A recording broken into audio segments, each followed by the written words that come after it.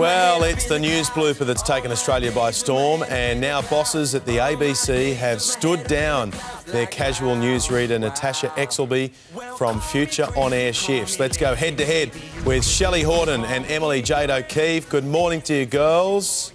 Good morning, Ben. Pay attention, Shelly. Sorry, Ben. Pay attention. Now, what do you reckon? Even the opposition leader, Bill Shorten, has bought into this one today, saying it's just way over the top, Shelly. It's outrageous. Look, Natasha's a friend of mine. We have all made mistakes on air. If we all got stood down because of a silly mistake, then none of us would actually be broadcasting at the moment. And the thing is, too, she didn't say anything offensive. If she had sworn or something like that, I could understand it. But this was just a genuine mistake, and it showed she's human. I think that Michelle Guthrie from the ABC needs to step in, because this is a massive PR fail for ABC now. Yeah, look, we've had examples before when newsreaders have accidentally dropped the F-bomb on air, where they've, been caught on camera mimicking or ridiculing politicians. This just seems to be an overreaction, Emily. It's certainly an overreaction. I think the girl deserves her own show. I think now that she is a nationwide name, in fact a worldwide name, I think instead of standing her down, they need to promote her further and take her from being a casual or a freelancer to a full-timer. And I actually do question that if it had have been a full-time employee, would they have done exactly the same thing? They've taken the easy road out simply because she's not tied up in contracts, and I think that's the real shame in this situation. I think give her her whole own show, and it's got to be something where she gets to pull that face all the time, because it is my favourite face right now. They need to make her an emoji. Isn't it? Now, you guys have never made a mistake like that live on air, no? So many mistakes. All the time. Yeah. All So the many. time.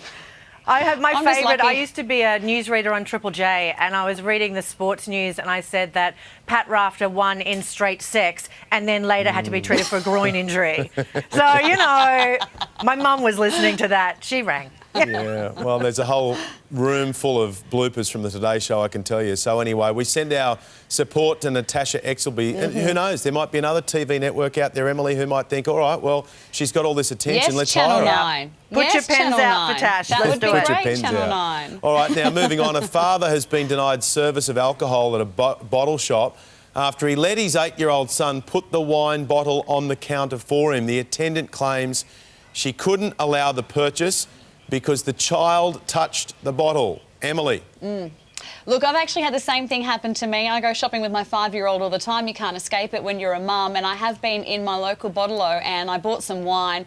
I managed to get it to the counter and I paid for it. But as I was leaving, I needed her to carry one of the bottles for me because I had bought too much.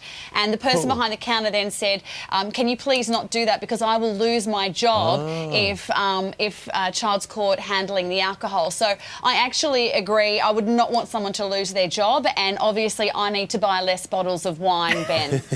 Yeah, the 5-year-old walking out with a bottle of Shiraz. Shelley? It's not a great look when you've got a bottle for you, a bottle for this hand, and a bottle for the toddler. Yes. Not the best. I don't have kids. When I was deciding whether or not to have kids, part of the pro section was that they could mix my Midori splices. But I actually think, look, we had that campaign, the Drink Wise campaign, monkey see, monkey do. Kids do mimic. Kids do see the parents' alcohol consumption. So I actually really can't complain about this. I think it's probably wise. Yeah, I guess it's one of those things where they're protecting themselves. I think your example probably sets it up, Emily. They don't want to see kids wandering out with a bottle of wine. Now, it's been revealed that every registered health practitioner in the nation can access the private health records of other Australians, all because the government computerised My Health Records and it was set to universal access. So this was a bit of a mistake. It means that optometrists and dentists will be able to access very personal information, Shelley. I don't have a problem with this. You know what?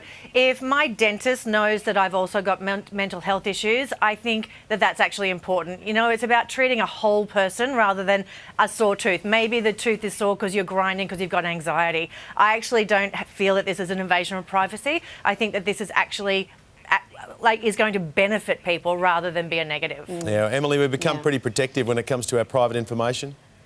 Oh, look, and I'm just lucky that I'm really lazy, Ben, because I'm one of the 83% of Australians that didn't actually fill out any of those details at all. So my dentist can't know anything about my raging addiction to Viagra. So I actually think laziness has finally played me well here. But you know what? Look, you don't know that a drug a dentist is going to give you is actually going to go against something else that you're on that your doctor has given you. So I don't really see a real issue here other than if you are concerned about your privacy, and I don't care what people know about me, so I'm fine. Well, they know about the Viagra now anyway. Well done, Emily. Thank you. Have a good day. You too, Good luck with all of that. See ya. Okay, goodbye. Coming up, if you feel like you're getting